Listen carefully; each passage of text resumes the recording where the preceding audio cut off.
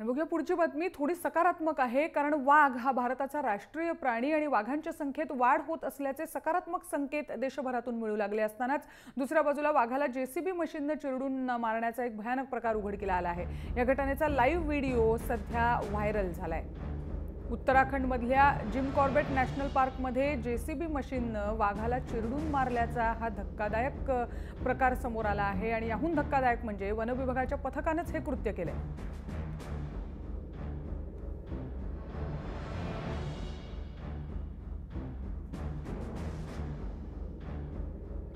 या वाघाने गेल्या 2 आठवड्यात 2 खाण कामगारांना ठार केलं होतं आणि त्यानंतर या वाघाला पकडण्यासाठी वन विभागाने ऑपरेशन हाती घेतलं, पण वाघाला पकडण्याऐवजी वन विभागाच्या कर्मचाऱ्यांनी त्याच्या अंगावर जेसीबी मशीन घुसवले।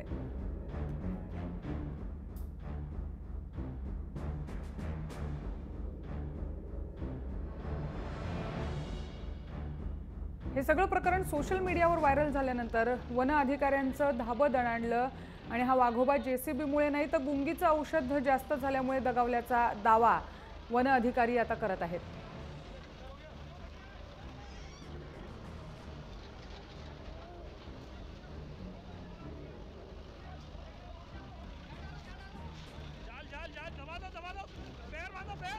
ज्यांच्यावर वाघांचं रक्षण करण्याची जबाबदारी आहे त्या वन अधिकाऱ्यांनीच वाघाची अत्यंत निर्दयपणे हत्या केल्याचं या व्हिडिओमध्ये स्पष्ट दिसतं आहे।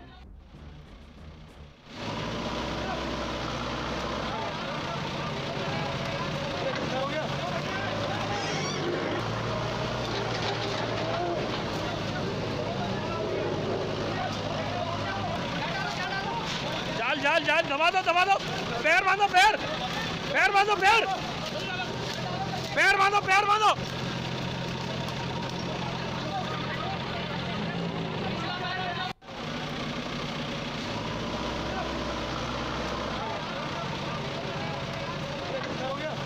शेखर नानसकर सध्या फोन लाईन वरून आपल्या बरोबर आहेत। शेखर जी, हा व्हिडिओ तुमच्यापर्यंत पोहोचलाय की नाही कल्पना नाही, पण ज्या पद्धतीने या वाघाला निर्दयपणे मारलाय आम्ही व्हिडिओवर आता बघतो आहोत।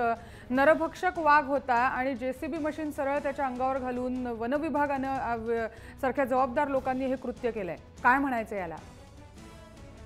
पहिली गोष्ट म्हणजे कृत्य अत्यंत निषेध आहे, मी त्याचा निषेध केलेला आहे। या लोकांना जे वनाधिकारी आहेत या वनाधिकाऱ्यांना त्वरित निलंबित करून त्यांच्यावर वन्यजीव संरक्षण कायद्याच्या अंतर्गत गुन्हा दाखल करायला पाहिजे। त्याच्यात 2-3 गोष्टी आहेत। एक म्हणजे प्रोजेक्ट टायगर सारखं किंवा इतकं महत्वाचं अभयारण्य असूनही या ठिकाणी अशा प्रकारच्या प्रॉब्लेमचं सोल्युशन कसं काढायचं त्याच्याकरता अजूनही मॉडेल तयार झालेलं नाहीये। जे त्या वाघाला ट्रँक्युलाइज केलं गेलं ते अर्धवट ट्रँक्युलाइज केलं गेलं आणि तो जेसीबी त्याच्यावर घालत असताना वाघ अर्धवट बेशुद्धीमध्ये आहे आणि त्याला ऍक्च्युली पकडणं शक्य होतं, तरी या लोकांनी त्याच्यावर जेसीबी चढवला आणि तो ओरडताना दिसतोय माणूस की दबाव दबाव उसको और दबाव। तर या ठिकाणी कुठल्याही प्रकारची वन्यजीवांबद्दलची प्रेमाची भावना या वन खात्याच्या माणसांमध्ये दिसत नाहीये। म्हणजे एक म्हणजे यांच्याकडे टेक्निक नाहीये, दुसरं म्हणजे यांच्याकडे अशा प्रकारचं कुठलंही मॉडेल तयार नाही की असा प्रॉब्लेम आला तर काय करावं। तिसरं म्हणजे यांना त्या प्राण्यांबद्दल प्रेम मनापासून नाही, ते नोकरी म्हणून नोकरी करतायत।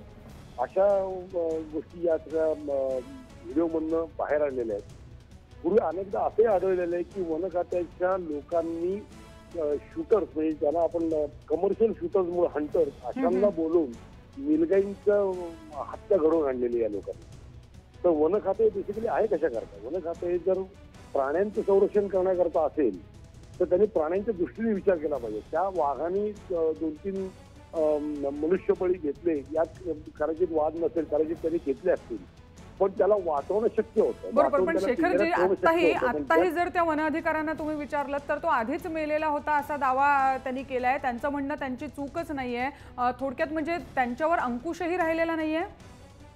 नाही 3-4 वेळेचं पूर्णतः खोट आहे। त्याचं कारण असं आहे की या वाघाला पकडण्याचा प्रयत्न हा 8 ते 9 तास चालला होता।